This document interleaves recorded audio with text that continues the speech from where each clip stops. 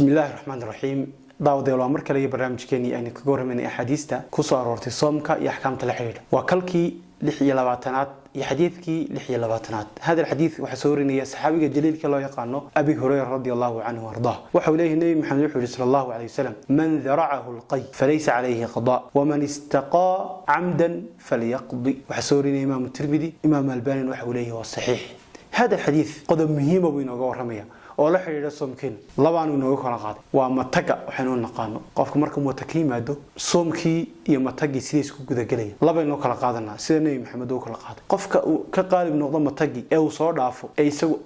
hanan kari waayo falaysa alayhi qada kaasi wax qada lagu malaha qof bahdama fartiis galiyay ama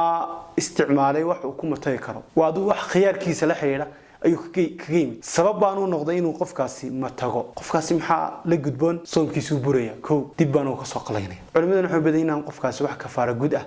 aan lagu lahayn marka imaam tirmidhi waa soorinay imaam albani wuxuu ku tilmaamayaa saxiix marka hadii matago ku qabto oo aad iska keenin u ka awood bato ku soo dhaafo soomkaaga wax dhibaato ma laha wasi wadanaysa hadii laakiin aad adigu sabab noqotay inaad matagto de soomkaaga ka buraya dibna waad ka soo qalaynaysa marka waa muhiim inaan soomkeena ilaashano كنا إلى لأنه أحكام الشريعة إنه دجسي إنها سنكسو جبجبيننا والله سبحانه وتعالى أعلم وأحكم وبالله توفيق.